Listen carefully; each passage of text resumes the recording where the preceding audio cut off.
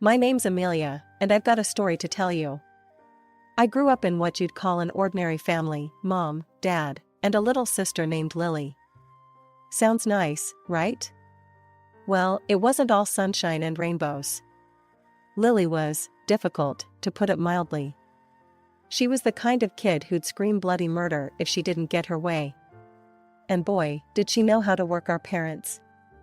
They'd bend over backwards just to keep her from throwing one of her famous tantrums.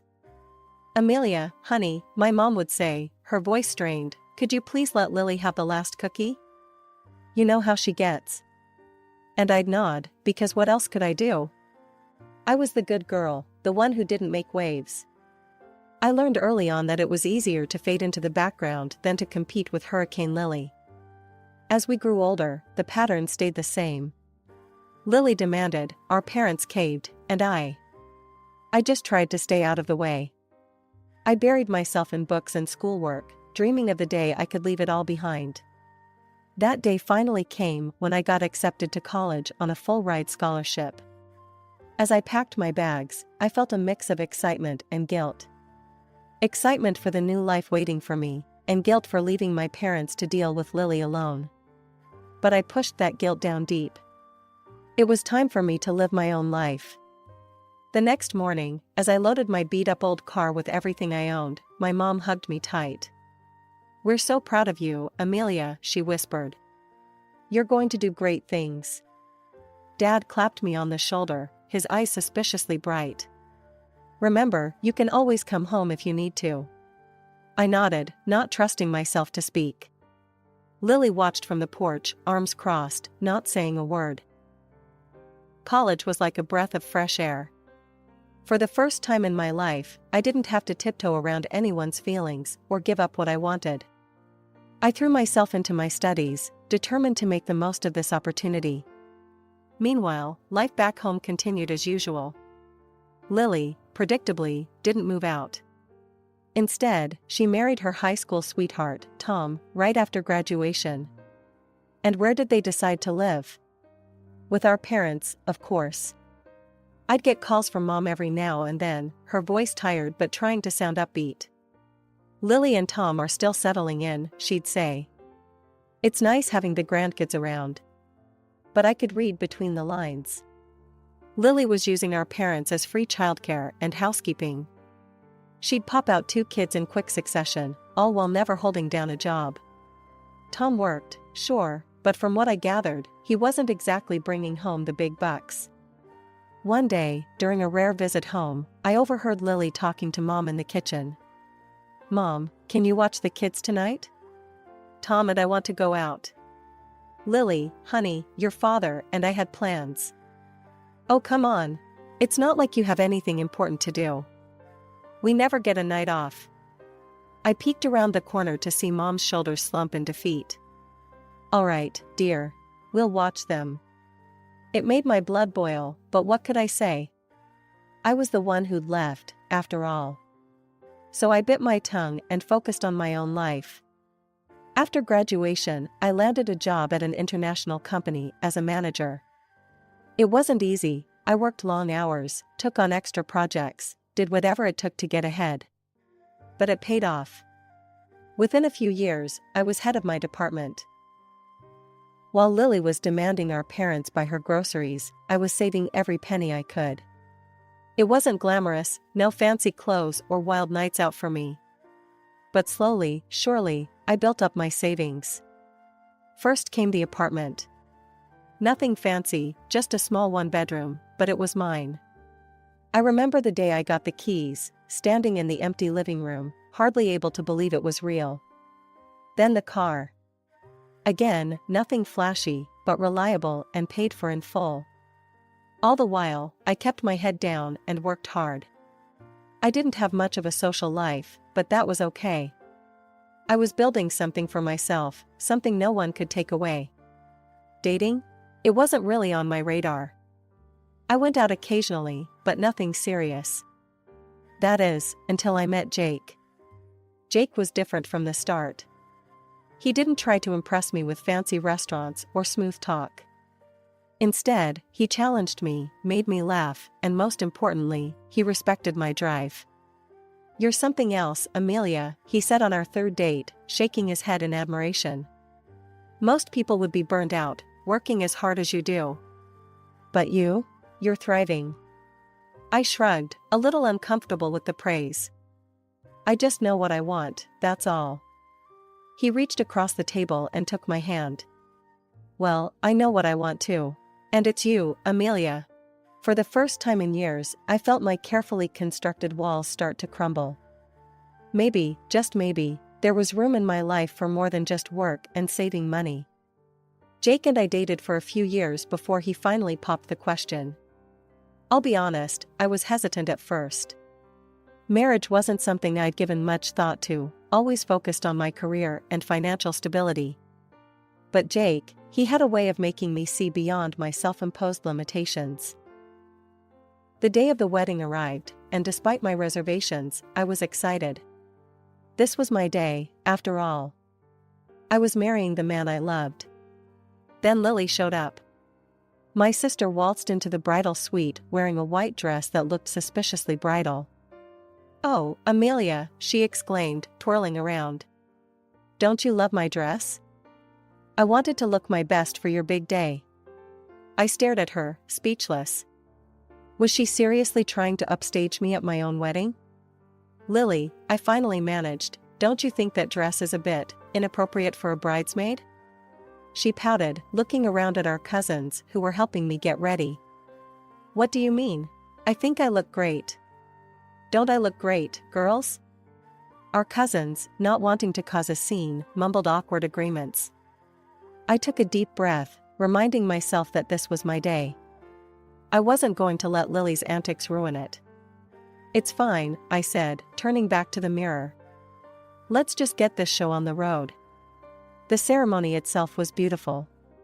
Jake's eyes lit up when he saw me walking down the aisle, and in that moment, all the stress and family drama faded away. This was about us, about our love and our future together. But at the reception, things got interesting. More than once, I overheard guests asking Lily if she was the bride. She'd giggle and say, "Oh no, that's my sister. But doesn't this dress look amazing on me?" Jake, bless him, did his best to keep me calm. "Don't let it get to you," he whispered, squeezing my hand. "Everyone knows you're the star of this show." And he was right. Despite Lily's best efforts, the day was still ours. We danced, we laughed, we celebrated with our friends and family.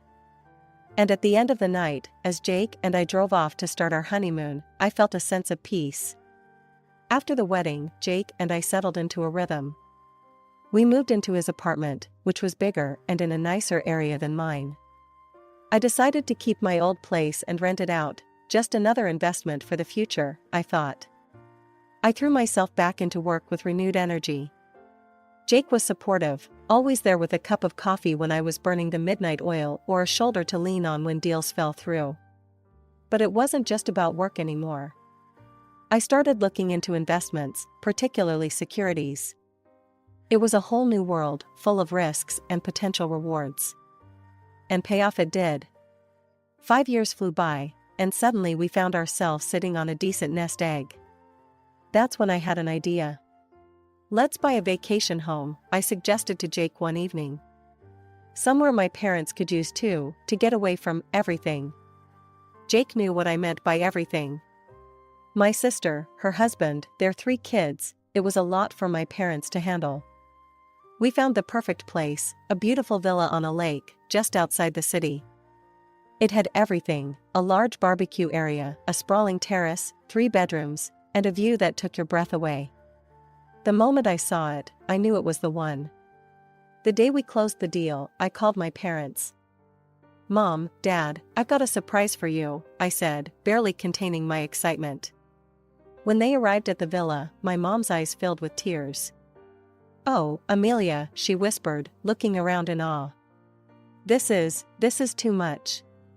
Dad was speechless, running his hand along the smooth kitchen countertop like he couldn't believe it was real. "It's not too much," I insisted. "You deserve this. A place to relax, to get away from. From your sister, Dad finished, a hint of guilt in his voice. I nodded. But listen, there's one thing. Can we not tell Lily that I bought this? Can we say it's yours? That you bought it with your savings? Mom looked confused. But why? I sighed, thinking about the phone call I'd had with Lily just the day before.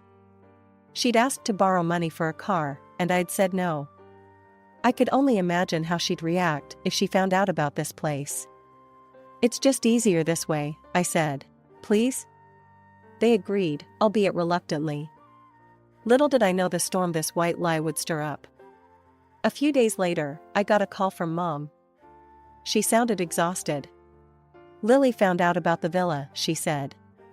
She wants us to sell it. Says we should give her the money instead, so she can buy a sports car and travel the world. I could feel my blood pressure rising. And what did you say? We said no, of course. But Amelia, it was bad. She screamed, she cried. Said we loved you more, that we always favored you. I closed my eyes, feeling a familiar mixture of guilt and frustration. I'm so sorry, Mom. I never meant to cause trouble. It's not your fault, sweetie, Mom said, but I could hear the weariness in her voice. Your father and we've decided to move to the villa. Full-time. We can't do this anymore. As I hung up the phone, I felt a weight lift off my shoulders. My parents were finally standing up for themselves, finally taking a step back from Lily's chaos. But at the same time, a sense of unease settled in my stomach. I knew this wasn't the end of it. Lily wouldn't let this go without a fight. It was a sunny Saturday when Jake and I decided to surprise my parents with a visit to the villa. But as we got closer, something felt off. The sound of loud music filled the air, and I could see cars parked haphazardly on the lawn. We pulled up to the villa, and the scene that greeted us was chaos.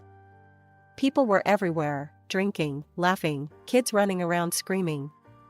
And right in the middle of it all was Lily, holding court like she owned the place. When she saw us, her eyes narrowed. What are you doing here? I looked around, trying to spot my parents. Where's Mom and Dad? Lily waved her hand dismissively. Oh, Mom's out walking with the kids. Dad's gone to get more meat for the barbecue. I couldn't believe what I was hearing. You sent them out? While you're having a party? It's a celebration, Lily exclaimed. We're christening the new family vacation home. Not that you'd understand, Miss Workaholic. I felt my blood begin to boil. Lily, this isn't. She cut me off. Look, Amelia, why don't you and Jake just leave? Your sour face is going to ruin everyone's mood. I stood there, speechless. Jake put his hand on my arm. Come on, he said quietly. Let's go. As we drove away, I couldn't shake the image of Lily lording over my villa, the villa I'd bought for our parents. I can't believe her, I fumed. Using Mom and Dad like that, treating the place like it's hers. Jake sighed. Maybe it's just a one-time thing? But it wasn't. Over the next few weeks, I heard from Mom about the constant stream of parties and get-togethers Lily was hosting at the villa. And when she wasn't partying, she was dumping her kids on our parents.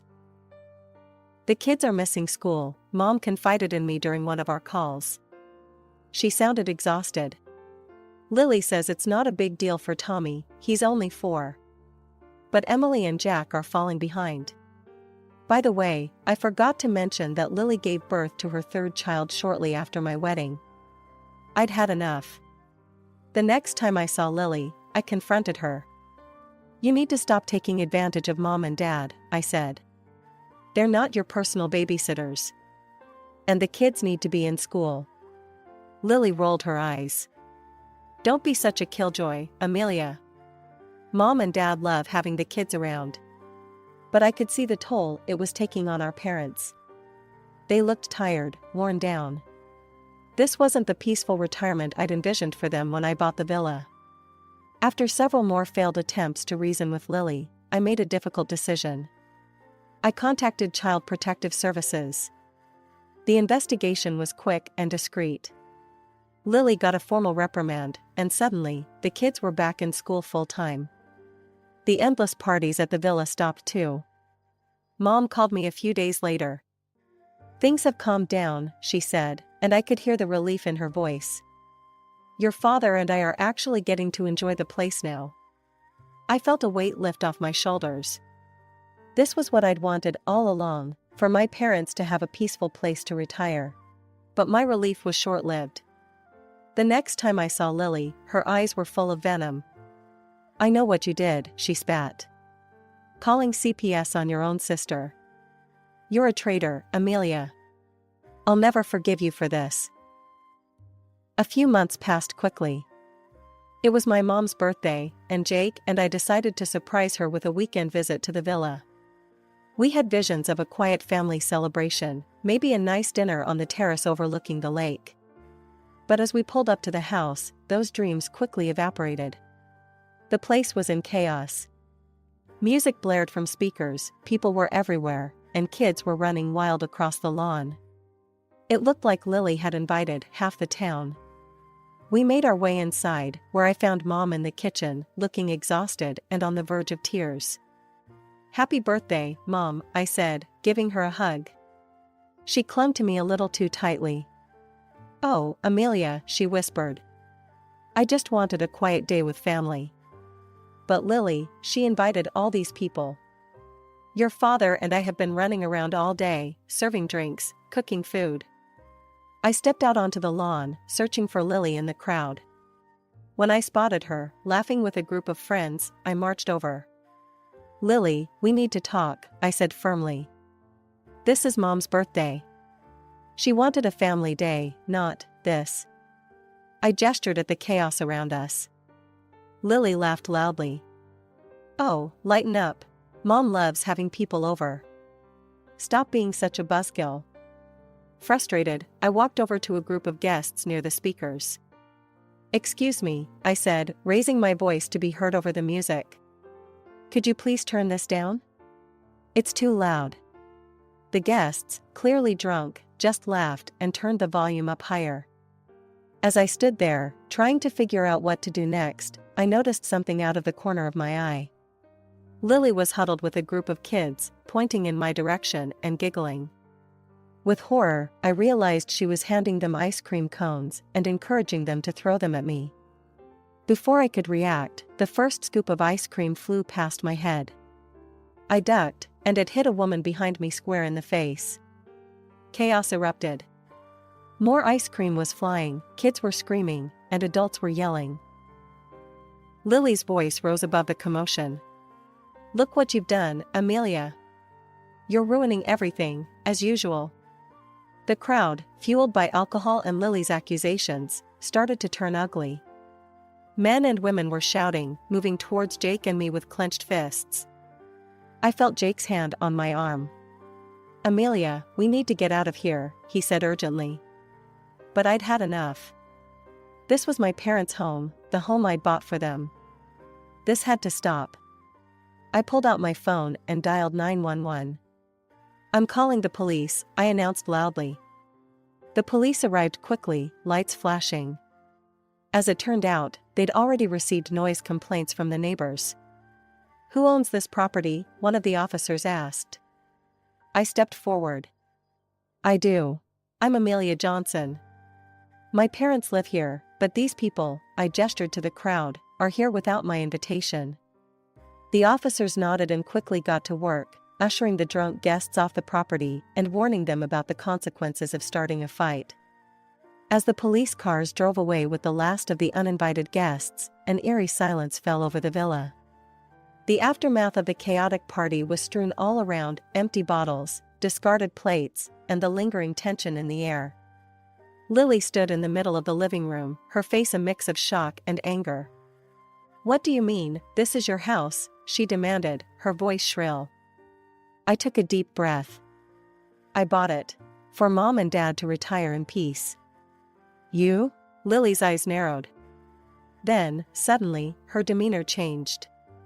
A sly smile spread across her face. Well, little Miss Perfect. always full of surprises. She sauntered over to me, her voice dropping to a conspiratorial whisper. Listen, Amelia. Let's forget about this little misunderstanding. I've got a proposition for you. I raised an eyebrow, wary. What are you talking about? This property, Lily gestured around grandly. It's got potential. Why don't you sign it over to me? I could build a few more houses, rent them out. I've been looking for a passive income opportunity for ages. You've already got your fancy job. Why not help your sister out? Absolutely not, I said firmly. This house is for Mom and Dad. It's not for sale or development. Lily's face darkened. You'll regret this, Amelia. Mark my words. With that, she stormed out, her husband and kids trailing behind her. I turned to Mom, who looked shell-shocked. I'm so sorry, Mom. This isn't how your birthday was supposed to go. To my surprise, she pulled me into a hug. Oh, honey. Thank you for standing up for us. For everything. I spent the rest of the day helping Mom clean up the mess, but Lily's threat kept echoing in my mind. I knew my sister well enough to know she wouldn't let this go easily.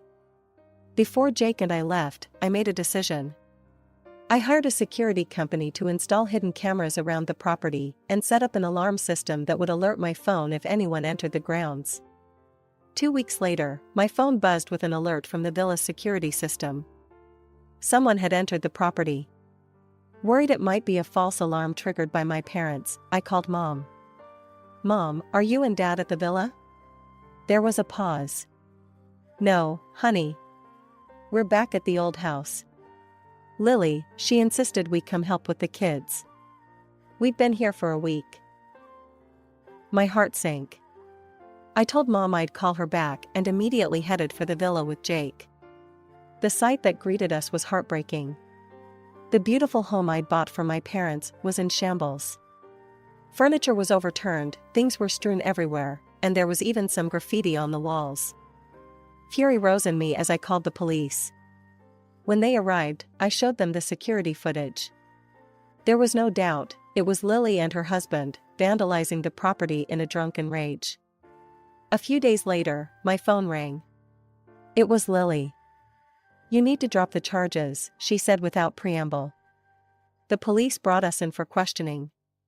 They're talking about pressing charges for vandalism and trespassing. You have to make this go away, Amelia. I took a deep breath. No, Lily. I'm done cleaning up your messes. I'm done being the family peacekeeper at the expense of my own peace. From now on, you can talk to my lawyer. The weeks following the villa incident were a whirlwind of legal proceedings and family drama. I was determined to see this through, to finally put an end to Lily's destructive behavior. I had the villa professionally cleaned and repaired, carefully documenting every bit of damage. The bill came to just over $10,000. My lawyer advised me to sue for the full amount, and after some soul-searching, I agreed. The day of the court hearing arrived. I sat on one side of the courtroom, Lily and her husband on the other. She wouldn't even look at me. The judge listened to both sides, reviewed the evidence, including the security camera footage. In the end, his decision was clear. The court finds in favor of the plaintiff, he announced. The defendants are ordered to pay $10,000 in damages. But that wasn't all. Due to the nature of the crime and the clear evidence, the judge also handed down a suspended sentence for trespassing and property damage. The aftermath of the trial hit Lily and her family hard. Her husband, who'd always coasted by on charm and family connections, suddenly found himself struggling to find work. No one wanted to hire someone with a criminal record, even if it was suspended. Lily, who'd never worked a day in her life, was forced to find a job. I heard through the grapevine that she was waiting tables at a local diner, coming home exhausted every night. As for me, I made the difficult decision to cut ties completely. I issued a legal notice, barring Lily from the villa, and ceased all communication with her. It was painful, but necessary. Mom and Dad, finally free from Lily's constant demands, moved into the villa full-time. The change in them was remarkable.